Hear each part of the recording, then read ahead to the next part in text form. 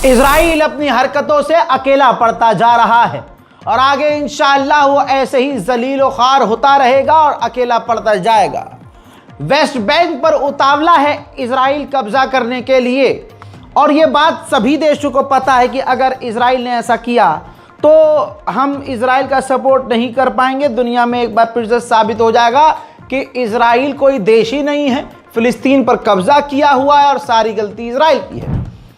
अब तमाम देश कह रहे हैं ऐसा मत करना, लेकिन इजराइल अपने फुल हरामीपने पर है। तो आखिरकार जर्मनी और ब्रिटेन ने तो फिलिस्तीन को मान्यता दे भी दी है। अब आपके सामने ये रिपोर्ट देखिए, ब्रिटेन और जर्मनी ने वार्निंग दी है इजराइल को कि वेस्ट बैंक पर कब्जा मत करना, ये तुम्हारे लिए बुरा होगा और मुश्किलें तुम्हारी बढ़ेंगी। और इंटरनल रिपोर्ट में ये इजराइल को समझाने की कोशिश की गई है कि अगर ऐसा किया तो बाढ़ आ जाएगी फिलिस्तीन को मान्यता देने की, जो आपके लिए अच्छा नहीं होगा।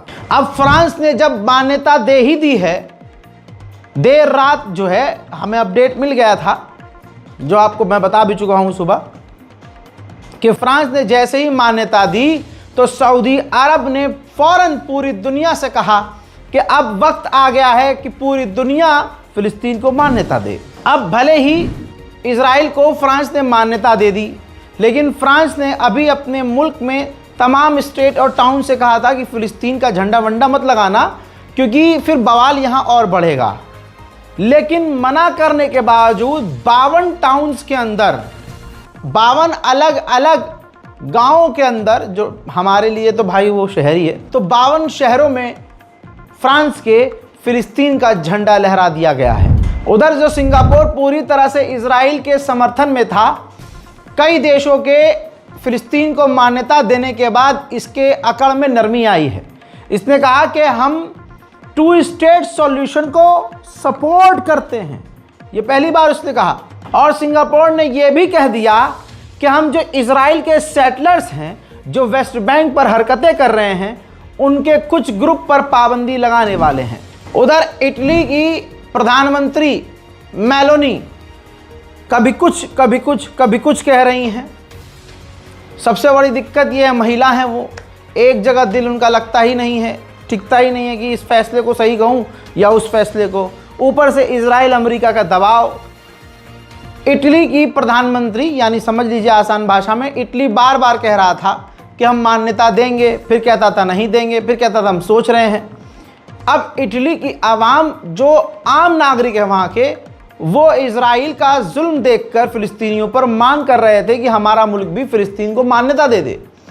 तो अभी सब कुछ सही था, लेकिन जैसे ही इटली की प्रधानमंत्री ने, तस्वीर देखिए, इटली की प्रधानमंत्री ने ऐलान कर दिया कि हम फिलिस्तीन को मान्यता नहीं देंगे, तो एक बार फिर से इटली के अंदर हिंसक प्रदर्शन होना शुरू हो चुके हैं, खतरनाक प्रोटेस्ट हो रहे हैं और तोड़फोड़ हो रही है, दंगे का माहौल है। फ्रांस ने तो यूएन के अंदर लगा दी बढ़िया वाली। कैसे? आयरलैंड और स्पेन और इसके साथ कई देश मांग कर रहे हैं कि यूरोविजन जो खेल होने वाला है यूरोप में, उसमें इजराइल को बाहर करो। तो फ्रांस ने कल कह दिया है कि हम भी उन्हीं देशों के साथ शामिल होंगे और ये मांग करेंगे कि यूरोविजन से इजराइल को बाहर करो। फ्रांस ने जैसे ही फिलिस्तीन को मान्यता दी, कई खतरनाक चीज़ें इजराइल पर आ रही हैं फ्रांस की तरफ से। फ्रांस ने यह भी कह दिया कि जो इजरायली सेटलर्स वॉर क्राइम कर रहे हैं वेस्ट बैंक में, फिलिस्तीनियों पर हमला करना, उन्हें कत्ल करना, घायल करना, उनके घरों को लूटना, उनके घर पर कब्जा करना, ये जो वॉर क्राइम है, इसकी कंप्लेंट अगर फ्रांस के अंदर भी की जाएगी तो कमेटी बनाकर इजराइल के इस पूरे आतंकी सेटलर्स की जांच की जाएगी। पुर्तगाल ने भी कल फिलिस्तीन को मान्यता दी है, जिसके बाद जो पुर्तगाल है उसके विदेश मंत्री ने कहा कि ये फंडामेंटल राइट्स है जो हमने फिलिस्तीनियों को दिया है, लेकिन हम ये नहीं चाहेंगे कि हमास फिलिस्तीन गज़ा में एक्टिव हो। हम चाहेंगे कि गाज़ा के अंदर हमास हथियार डाले, तमाम यहूदियों को रिहा करे और गाज़ा के अंदर इजरायली हमले बंद कर दे। ये बयान सुनना ज़रूरी है, सुनिए और शेयर कीजिएगा। Today, September 21st, 2025, the Portuguese state officially recognizes the state of Palestine. Da Palestina. A declaração de reconhecimento não apaga The declaration of recognition does not, however, erase the ongoing humanitarian catastrophe in the Gaza Strip. The Portuguese government has repeatedly and insistently condemned the restrictions on humanitarian aid. The situation of hunger caused the forced displacement of populations in the Gaza Strip. forçada de populações na faixa de Gaza. Portugal preconiza a solução. Portugal advocates the two-state solution as the only path to a just and lasting peace. In order to promote the peaceful and productive coexistence between Israel and Palestine, the Portuguese government reaffirms on this occasion the right of the State of Israel to exist and its effective security needs. E as suas efetivas necessidades de segurança. उधर चीन का भी सीधा सीधा यही कहना है कि गाजा फिलिस्तीनियों का है, इजराइल से उसका कोई लेना देना नहीं है। इजराइल जो कर रहा है गाजा के अंदर वो वॉर क्राइम है और इजराइल इसी वक्त गाजा के अंदर होने वाले तमाम अपने एक्टिविटीज़ को हमलों को बंद कर दे। कनाडा ने भी फिलिस्तीन को मान्यता दी तो उनके प्रधानमंत्री फिलिस्तीन के ऊपर बोलते हैं कि फिलिस्तीन के अंदर, गाजा के अंदर हमास का रोल नहीं होना चाहिए, हमास को हथियार डालने चाहिए, इजरायली तमाम कैदियों को आज़ाद कर देना होगा और पूरा फिलिस्तीन डिसआर्म होना चाहिए। For the reasons I cited earlier, Canada intends to recognize the state of Palestine at the 80th session of the United Nations General Assembly in September 2025. This intention is predicated on the Palestinian Authority's commitment to much-needed reforms, including commitments by the Palestinian Authority's President Abbas to fundamentally reform its governance, to hold general elections in 2026 in which Hamas can play no part, and to demilitarize the Palestinian state.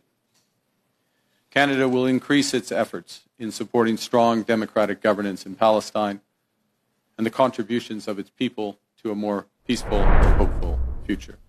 Britain के फिलिस्तीन को मान्यता देने के बाद London के अंदर फिलिस्तीन की एम्बेसी पर, यानी जो अब ऑफिशियली हो गई है एम्बेसी, उस पर पहली बार फिलिस्तीन का झंडा लहरा दिया गया है। जहां जिस वक्त ब्रिटेन के लोग मौजूद थे उस वक्त वहां पे और ऑफिशियल्स भी मौजूद थे। ये खूबसूरत मंजर आपके सामने। will rise and Palestine will be free. Thank you.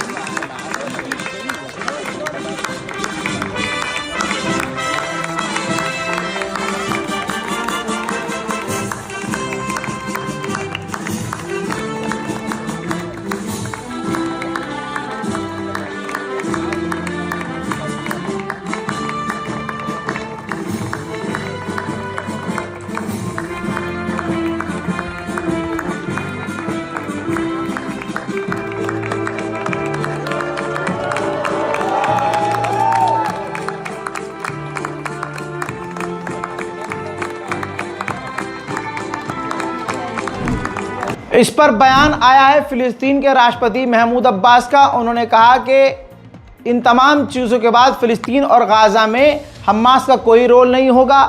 हम मांग करते हैं कि हमास हथियार डाले, सरेंडर करे। हम एक ऐसा स्टेट चाहते हैं जहां हथियार ना हो। अपने ही लिए बोल रहे हैं कि फ़िलिस्तीन में हथियार ना हो, हम ऐसा ही चाहते हैं। हमने पहले ही इजराइल को मान्यता दे दी है।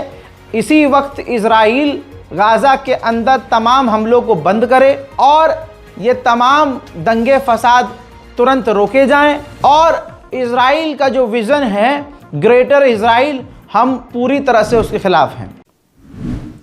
Hamas will have no role in governing. Hamas must surrender their weapons to the Palestinian Authority. What we want is one unified state without weapons. मोहतरम हज़रात, जॉर्डन ने यूएन के अंदर कहा है कि हम 2 साल से जो गाज़ा के अंदर से हॉरिफिक तस्वीरें आ रही हैं देख रहे हैं।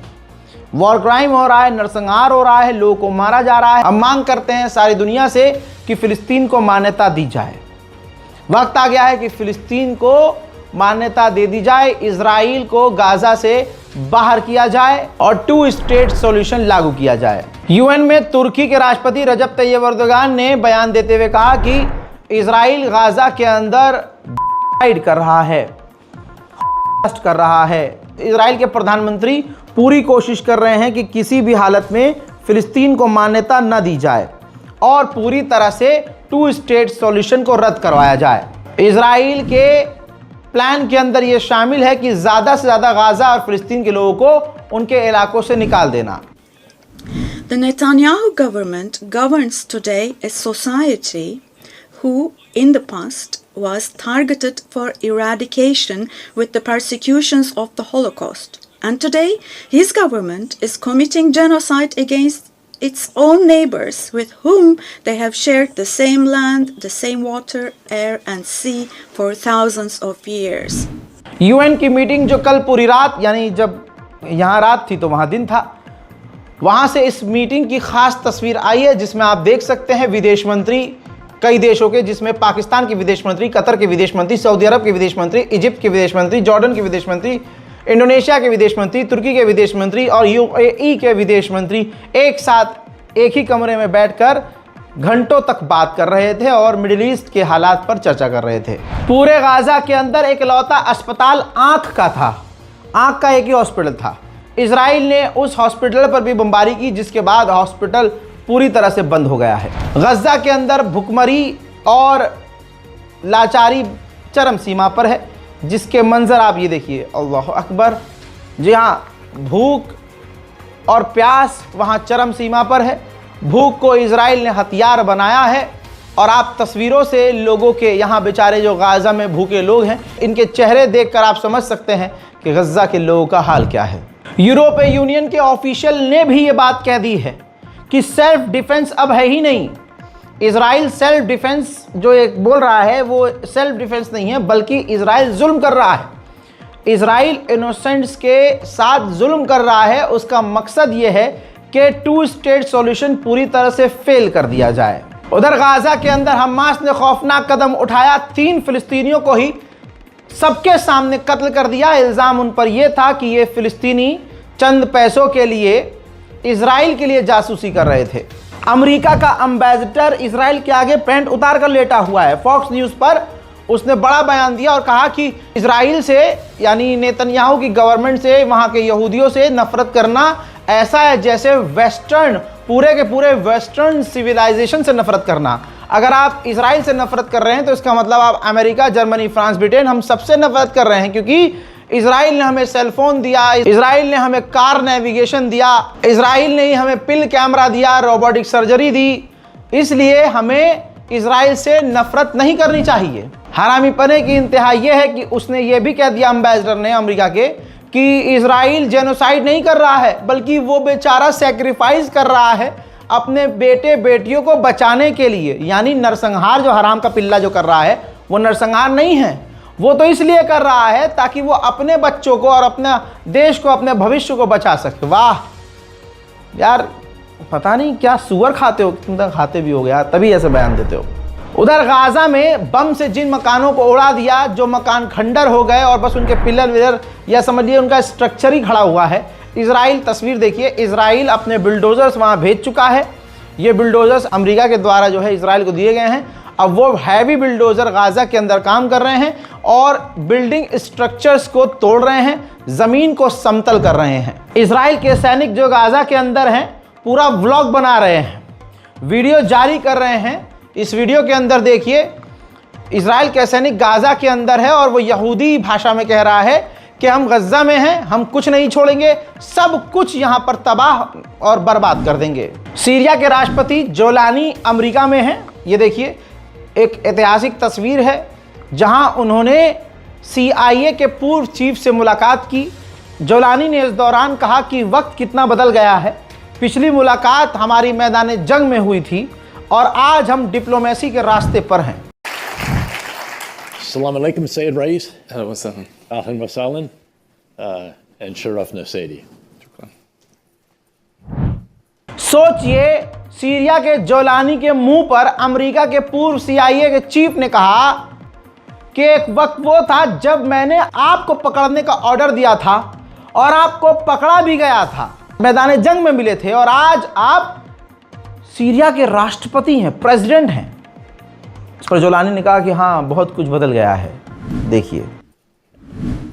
As you know, Mr. President, I spent over 37 years in the U.S. Army, and I was a soldier, not a diplomat. So I hope you'll forgive me if I speak with the directness of the old soldier that I am as I get the first question out of the way. Because the fact is that we were on different sides when I was commanding the surge in Iraq. You were, of course, detained by U.S. forces for some 5 years, including, again, when I was the 4-star there. And here you are now as the president of Syria, which your forces liberated from the murderous Bashar al-Assad regime, to participate in your first UN General Assembly as the president of your country. Earlier this year, you met the President of the United States among many other world leaders. Please help us understand how you got from Al-Qaeda in Iraq 20 years ago to where you are today. America में जोलानी गिड़गिड़ा भी रहा है। अब जोलानी ने कहा UN के मुताबिक Israel का गोलान हाइट नहीं है, गोलान हाइट हमारा है, जहां इजराइल कब्जा कर रहा है। इजराइल को पीछे हटना होगा, हम हर तरह से डील के लिए तैयार हैं। और हम, सीरिया का राष्ट्रपति कह रहा है, हम इजराइल से जंग नहीं चाहते। और साथ ही उन्होंने ये कहा कि हम डील के लिए तैयार हैं, अब बॉल जो है वो इजराइल के पाले में है। वही जोलानी को तस्वीर में देखिए यूएन की मीटिंग के अंदर भी देखा गया, हालांकि इनकी तरफ से कोई अहम बयान नहीं आया है और न ये इजराइल अमेरिका के खिलाफ कोई बयान देंगे। सीरिया के राष्ट्रपति जोलानी को अमेरिका के विदेश मंत्री से मुलाकात करते हुए भी देखा गया है। एक खोखला आदमी है जो अमेरिका और इजराइल की कठपुतली है। मोहतरम हजरात, इस खास रिपोर्ट में अभी के लिए इतना ही। हमारी पूरी कोशिश है कि मिडिल ईस्ट को आपको सबसे पहले बताया जाए, हालात जो मिडिल ईस्ट में चल रहे हैं आपको दिखाते रहें और बताते रहें।